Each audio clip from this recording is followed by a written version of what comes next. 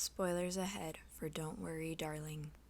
Something very wrong is going on in the supposedly safe and secure community of the Victory Project. Something very wrong has also been going on behind the scenes of this movie, but that's not what I wanted to get into today. Don't Worry, Darling deserves more than to just be talked about for the controversy surrounding it.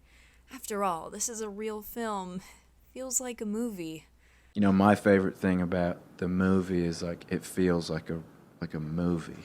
It feels like a real go to the theater film movie that you kind of the reason why you go to watch something on the big screen. Instead, I wanted to give a little synopsis and review of the film, so I hope you stick around and let's dive in.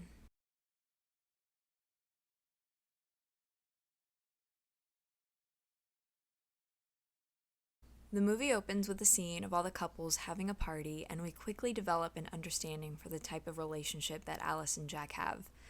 They are absolutely in love and devoted to each other. They literally can't keep their hands off of one another.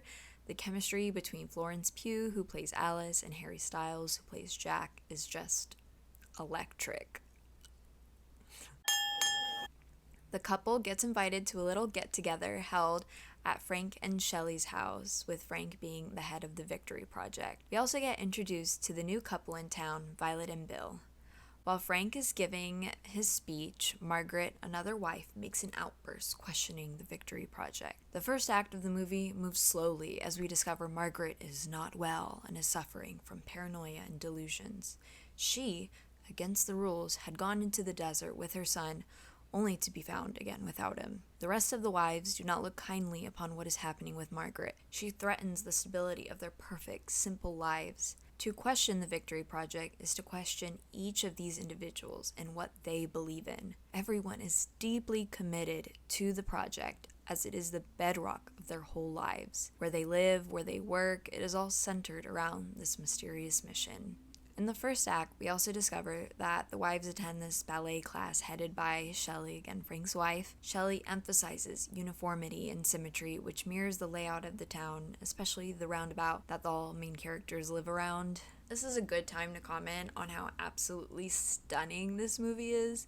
The setting in the desert, the cinematography, the costuming, it's all just absolutely gorgeous. Now, despite how beautiful the movie is, once you get to the end of the film, I think you realize that the movie does suffer with the emphasis placed on capturing this 50s utopia. The majority of the film is spent looking good instead of, advancing the plot, silly little important things, and having a deeper meaning, which I'll get into more later. At a mall scene, one wife, Peg, questions what the Victory Project actually is after a little earthquake shakes them up. The wives' understanding of their husband's work is that they are looking for some progressive materials. Peg wonders if they are actually working for the government to develop weapons. Bunny, played by director Olivia Wilde, quickly shuts her down, and we as the audience are left wondering alongside Peg, what's really going on? What are they actually working on? What is the Victory Project? We see that Alice spends her days deep cleaning the house and preparing her husband's meals. She lives in this never-ending loop of shopping, cleaning, cooking, and ballet. One day, she gets sick of all this and decides to take a loop on the trolley, just to get out of the house. On her ride back home, she sees a plane crash and decides to follow it out into the desert. She walks for miles and miles before climbing a large hill, reaching this beautiful mid-century modern building. And we later find out that this building is the headquarters for the Victory Project. She places her hands on the windows and sees a sequence of events. She sees women dancing, she sees an eye, and a drop of blood. These visuals come to haunt her for the rest of the film, their meaning unknown. Alice wakes up at her home hours later in the same dress with a little sunburn still visible on her cheeks. Jack is attempting to cook dinner for the pair with little success, and she brings up her adventure in the desert. Here is where we get the first cracks in the perfect life of Jack and Alice. The situation is quickly swept under the rug by Jack, much to the frustration of Alice. Despite the whole ordeal, Alice resumes her daily activities of cleaning and cooking, doing all the good little housewife things. Here, we see the sequence from the trailer where she gets squished by the wall while she's polishing the window, and the sequence where she wraps her head in saran wrap in the kitchen. She seems to be seeking the same visual sequence that she witnessed when she reached headquarters. The dancing, the eye, the drop of blood. Alice craves a deeper understanding of the whole thing she went through, but it is out of reach for her. Nothing she does is able to uncover more behind what she saw. In her attempts to keep up with her regular life, she continues attending her ballet class. We get another beautiful synchronized sequence of the dancing, but Alice begins to have a vision in the mirror. She sees Margaret, that same wife from earlier, who begins to repeatedly bash her head into the mirror. Alice screams, realizes it wasn't real, and then proceeds to just run home. As she reaches her house, she looks up and looks at her next door neighbor's house and sees the real Margaret on her roof slice her throat open and fall off the roof. Men in red jumpsuits spring out of nowhere to take Margaret's body away. Following this very traumatic scene for Alice, she shares what she witnessed with Jack, her husband, the man that's supposedly very in love with her, who just straight up denies what she witnessed. No, he says she slipped and fell. That's the story that the neighborhood has been told, and that's the story that Jack believes, despite what his wife is telling him that, she witnessed for herself. Alice very strongly defends her memory of the event, but meets very stiff resistance from Jack. She's told that she's just in shock from watching something so tragic. She's reassured that Margaret's okay, she's in the hospital, but she's, not buying it, and her persistence in the event as she saw it leads to a visit by the town doc, Dr. Collins. In order to calm her down, he wants to prescribe her something and try to alleviate the anxiety or the hysteria that she's experiencing following this event. During the visit, Dr. Collins opens his briefcase and Alice spots Margaret's file and manages to steal it after Dr. Collins accidentally leaves it behind in their house. To her dismay, the whole file is redacted, and in order to cover up her tracks, Alice has to burn it in their fireplace. From this point on, Alice continues having more visions featuring drowning and swimming, and so she decides to take a dip in her own tub. And again, we see the same sequence with the eye, the blood drop, and the dancing ladies. At this point, it has gotten extremely repetitive. I think we've seen it 3, 4, maybe 5 times. It was cool the first time, like a little bit. It wasn't that cool, but at this point, it's just too much. It's overkill. Like, we get it. We know what she saw. And I'm not even curious what it's about anymore. Like, I really don't care to get an explanation for it. I'm just sort of super over it. Following her bath, her and Jack are getting ready for a party. And at this party, it is revealed that Jack is receiving a promotion in the Victory Project. He has been invited by Frank into the exclusive inner circle. Let me just talk a little bit about this party and how it's like sort of risque for a 50s party.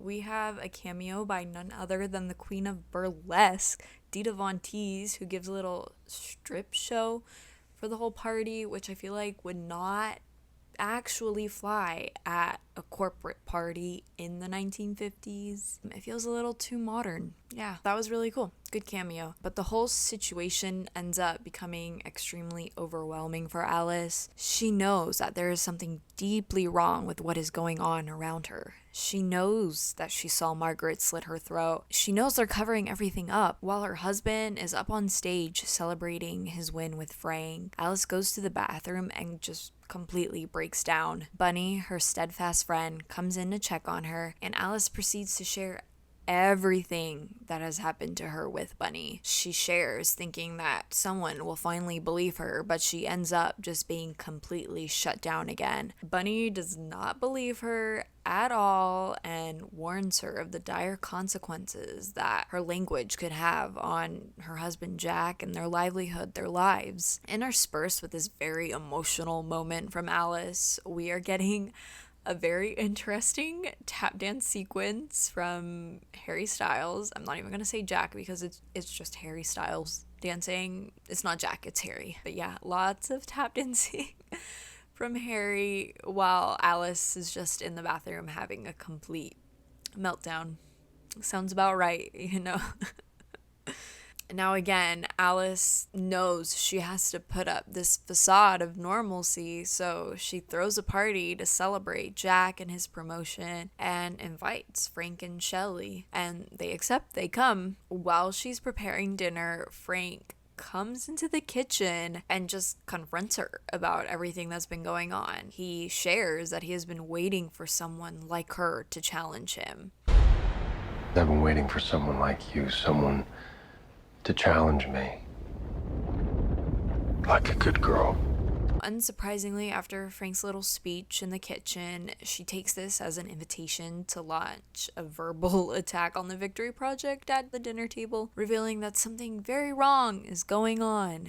Frank is doing something to us. He's lying to us. He's lying to all of us. Just over and over again, we keep hearing the same thing. There's something very wrong. But this time, it's not just in front of Bunny or Jack. It's in front of all of the couples, all the neighbors, and Alice attempts to make a logical argument outlining why she thinks something bad is happening here. She points out that all the couples have similar backstories, implying that these are all false memories implanted into each and every one of them. There are only so many different stories that we're told. We're told what we remember. Frank was ready for this, though, and successfully manages to make Alice look extremely mentally unwell. Delusions, memory problems, hysteria. We saw these issues with Margaret and know that it's completely curable. Everyone ends up leaving the party, and Alice and Jack are alone. During this verbal contest, Frank accuses Alice of sleeping with him. There's a lot that Jack is reeling from. He thinks his wife maybe cheated on him. He's worried about his job. But Alice takes this moment to plead and beg Jack for them to leave Victory and start over somewhere else. After a little contemplation, Jack seems to agree, and the couple head to their car in order to make their escape. The audience is watching this moment of the two of them in Jack's car, about to leave, and lets out a sigh of relief. Maybe the worst of it is almost over, but we find out that Jack has actually turned Alice in to the authorities, and the same red jumpsuit men that took Margaret come and take Alice. We follow her to a hospital where she is given electroshock therapy to restore her and get rid of her psychosis. This also ties in with the little wink at the beginning where I said, you know, they're an electric couple. It's because Jack ends up being the reason she gets electroshock therapy. Yeah, they're actually a great couple. They're so happy and healthy. Okay, guys, are you ready for the twist of the movie now? It is during this last sequence where she's receiving the electroshock therapy where we find out that everything around them is actually a manufactured virtual reality to give people, especially the men, the reality that they've always dreamed about. Following her stay in the hospital, Alice seems to be fully recovered, but her real memories were actually brought back to light. We discover the true origin of the Victory Project and why they are there. In their real life, Jack was tired of Alice working all the time as a surgeon. He had lost his job, and so Alice started picking up extra shifts in the hospital to make up for it financially. We see a little of how Frank's online podcast, or whatever he does, begins to radicalize Jack. Jack is a grown-ass man who goes without eating all day, waiting for Alice to get back from a 30-hour shift or whatever to make him dinner. After listening to Frank's online radio thing, he finds a way to get in on the Victory Project, a virtual reality to live out a person's perfect 50s dream. Jack is forcibly keeping Alice in the simulation by strapping her down to a bed and placing the simulators on her eyes. In contrast, though, we learn that Bunny has joined the Victory Project on her own in order to live a life where her children are still alive. This creates a dichotomy between her and Jack, in which the Victory Project actually is doing good for somebody, while for another person creating a literal hostage situation. The reveal at the end also sets up the movie's main critique. The audience now has two completely different understandings of Alice's husband, and we've seen this reveal happening as the movie progressed. The husband at the beginning of the movie was one that was completely attentive and devoted to his wife. He loved her so much, he would constantly go down on her, and he really focused on pleasuring her. This same husband, now at the end of the film, is the one that has her tied up and is forcing her to live her life in the Victory Project's virtual reality. A man that at the beginning of the movie seems progressive for his time slowly turns into a modern woman's worst nightmare. With this revelation, we see that the movie is attempting to critique this rise in online-bred incels that devalue women and their contributions to society. The critique, however, is introduced very late into the runtime, and the majority of the movie just seems to be about how women are not believed and how they are unjustly labeled very often as hysterical for getting upset at very rational things, like watching your good friend and neighbor attempt suicide. Most people should be upset about that. It doesn't make you hysterical. Margaret and now Alice are vilified by major characters, both male and female, for questioning the status quo. You would think that this movie's message is one of denouncing blind faith and what society tells you needs to be worshipped, but this twist puts all of that on the back burner for an extremely surface level critique of modern day alt-right internet culture. Everything we have seen in the first half to 2/3 of this movie is just beautiful fluff, and we're left with a very rushed third act attempting to solidify what the point of the movie is. There's just not enough runtime at the end of this movie devoted to the storyline of Victory being a virtual reality for mostly incels, for us to care about it and for it to have an impact on the audience. At this point, I just wanted the movie to be over. I didn't really care about the message that it was literally spoon feeding me. For people that this is supposed to impact, the alt-right incels, they're just gonna be super turned off. This came out of nowhere. It doesn't feel like they really put a lot of thought into it, so why should I, as an audience member, care about it? We only end up getting a few flashbacks in this third act, which reveal how Jack spent his time online listening to Frank, who converts him into a Victory Project disciple. The Jack that we see sitting at the computer for hours and hours on end is not the same Jack in the Victory Project simulation. The one in the chair is just a total slob and completely just nasty looking. I really think that this scene in particular is where the choice of casting Harry for the role of Jack makes the most sense. To see one of the most coveted men in the world looking so disgusting hits a really deep chord inside. I was viscerally cringing at the sight of incel Jack / Harry Styles. It was one of the better parts of this third act because it was so good at creating resentment to incels in such a little time. I mean, who wants to look at an ugly Harry Styles? Like, we should just get rid of all incels if it means men look more like Harry Styles in the 1950s, right? Yeah, that's definitely what Olivia Wilde was trying to tell us with that. These few scenes of the ugly Harry Styles doesn't make up for the lack of storytelling in these flashbacks or third act. It's a bunch of disjointed scenes that rely on the audience to put together and understand the meaning behind. But there's just not much to work with at all. There is one line that really sticks out to me during Jack's interview process for joining the Victory Project, where the Victory Project comments on who his chosen wife is and whether there was a previous relationship with said women. The implication behind this line of questioning reveals to the audience that there are likely members of the Victory Project that have a chosen wife that they did not have a previous relationship with, all in the name of living in this 50s utopia. Just so creepy and so scary to think that there were women that were probably kidnapped by men they don't know and are just now living in this simulation without any thought or clue as to what's going on.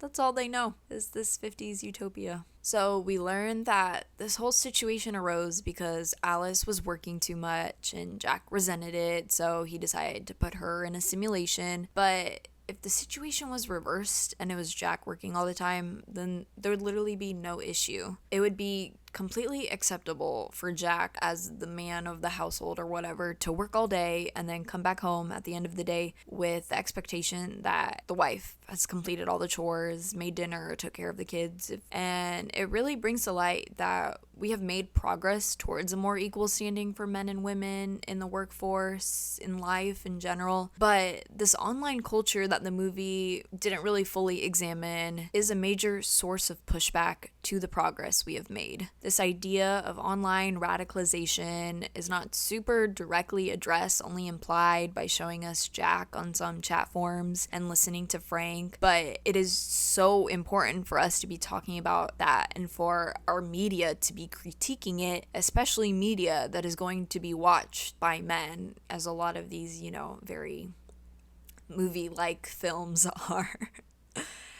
I do also feel like this generalized approach to critiquing the toxic online environments that some men are involved in hurts the many other men who approach the internet in a similar way. They use chat forums, they listen to podcasts, but they don't end up radicalized because that's not the space that they're in online. Instead, the movie just gives a blanket message of how men shouldn't be online all the time. They shouldn't use chat forums or listen to podcasts because then they'll get radicalized. There's no nuance to what Olivia Wilde is trying to tell us with what's happening in the world right now. Back in the simulation, Alice confronts Jack with her regained memories, and the two have an altercation. Alice somehow ends up killing Jack with a glass, and it leads to this whole frenzy to find her and take her. She runs out of the house, and it's a very compelling scene, I think, when this whole facade is shattered in front of all the women, and they just look on at Alice with her blood-smeared dress, stunned. We have Bunny finally realizing what the right thing to do is and helps Alice to escape the simulation. Go! We have Violet's husband freaking out over what might be the end of his fantasy. This truly is the beginning of the end. Alice escapes in Jack's car and drives to headquarters, being chased by the weird men in red jumpsuits again. Frank is trying to keep a close eye on the situation, but Shelley, his wife, played by the beautiful Gemma Chan, shout out to her, stabs him. So yeah, 2 husband deaths so far. Yay. I have reflected on Shelley killing Frank for a while, and I still have no idea why or what the meaning behind it is. Was Shelley in on it? Did she just discover that she was being trapped in the simulation too? I have absolutely no idea, but it's okay. I really don't care. It was just fun to watch Gemma Chan stab Chris Pine. The movie ends with Alice finally reaching the top of the hill where the headquarters building is located, and she places her hands upon it. The screen goes dark, and we hear her gasping as she presumably wakes up. We do not know what is to come, whether or not the Victory Project will find her and kill her, but all we can do is hope for the best. So at this point, you might be wondering what me being a medical student has anything to do with this review. I actually watched this movie with a group of fellow female medical students, and we definitely had a lot to say about Alice being originally a physician, specifically a surgeon. Medicine, like many other fields, has been predominantly male until recent years, where female students now outnumber male medical students. There are still many specialties that are dominated by men, and surgery is one of them. To be a woman in surgery, even nowadays, is to give up on many things that have been traditionally required of women. The long hours, up to 60 hours a week, and the long training period, 5 years or more, leave little time for women to fill the traditional role that she was meant to fill. And of course, I don't agree with any of that, but it's important to comment on the change that is happening in heteronormative gender roles when women take up positions that they originally weren't in, because there's going to be resistance to that and a lot of pushback. Being a female surgeon with a family or A house in general to run is really benefited by having a supportive partner that is able to pick up the slack so she can train to save lives. Childcare, chores, and, making meals should really fall out of a female surgeon's responsibility, as she would have neither the time nor the energy to really fully devote to completing these tasks. The reverse has been true for decades for male surgeons without complaint from their female spouses or partners. This reversal of roles, secondary to Miss Alice becoming a surgeon, is the cascade that began this whole plot. Jack grew resentful of the time Alice was spending away working and resented the lack of attention that he was being shown. Now, while I mostly talked about surgery because that's what Alice does, the reality is true for most fields in medicine. It is a profession that symbolizes sacrifice, putting others above yourself, including your family and significant others. And traditionally, this has never been a problem because it's generally accepted for men to sacrifice time at home with family for working. But as a woman going into this field, I have found myself questioned by people if I plan on being present for my family. I have been told by fellow female peers that are going into nursing or PA school that they chose those professions so they can have a family. The implication being that I, choosing to go to medical school, will not have time for my family. And let me just say that female physicians make amazing mothers that are there for their families. So much is put on their plates, and yet they manage. Female physicians that are decades above me, many years of practice under their belts, telling me that I can have it all. I can have the family, the husband, the life that I want. It's just so annoying that men don't need that same messaging. It is expected that men can have it all because they don't lose anything by going through this whole process. Men have already had it all for so long that they don't need to be told that they can. This isn't unique to medicine. This is messaging that women across demanding professions are told, but that doesn't make it any less right. It is so tiring and exhausting that there's still so much burden placed on women to contribute the most. It's just not cool. Women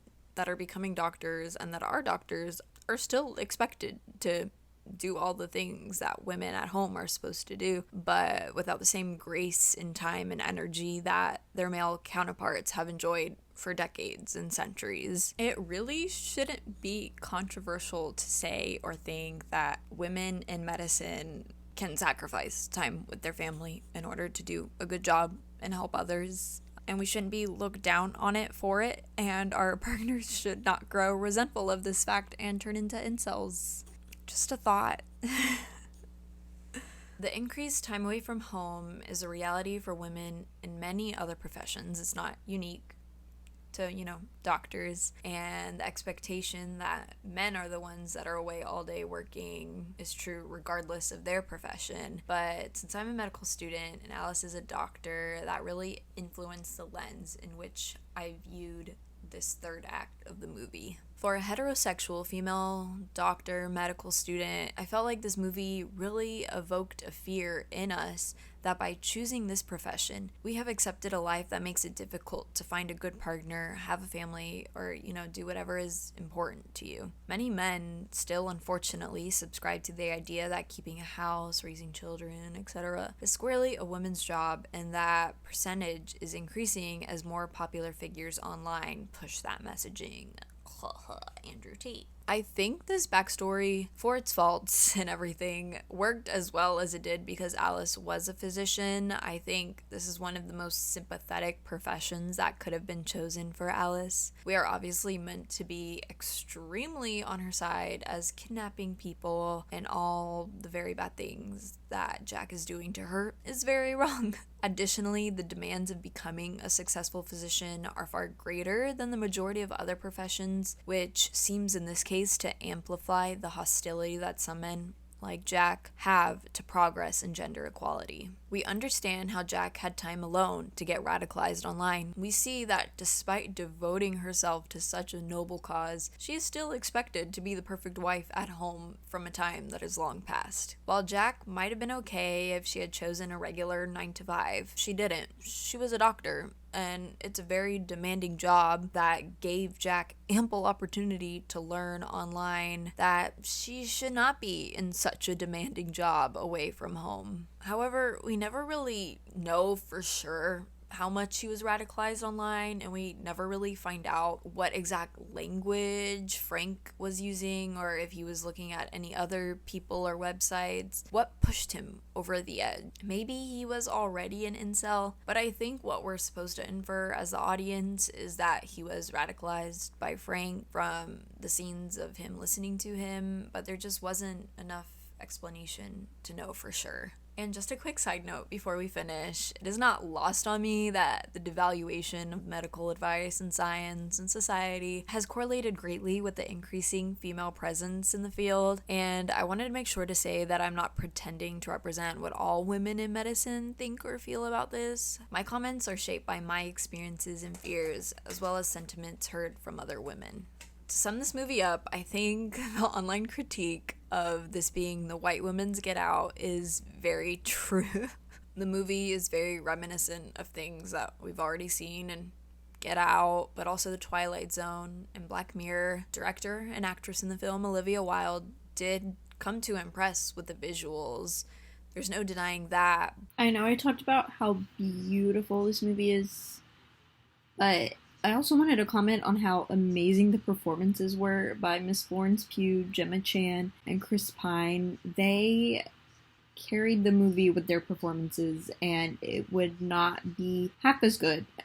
It's not that good, but it wouldn't be half as good as it was without them just absolutely delivering their roles. I think it would have been way more impactful to have just picked one messaging for the film. You know, either she needed to embrace the denunciation of cults, as this movie appeared to be about for the first half, 2/3 of the film, or she could have sacrificed more of the aesthetic and spend more time examining the modern day radicalization of men. It's not something that happens overnight as it appears in the flashbacks. It takes months and years for a man to change what he thinks and accept this incel mentality. There might have been a middle ground between these two themes and meanings, but all I know is that Olivia did not accomplish that middle ground at all. I hope you enjoyed my insights into this film, especially with my medical background influencing how I viewed the film. I assume Olivia did not mean for any of the doctor stuff to be as deep as I feel it is, but you know,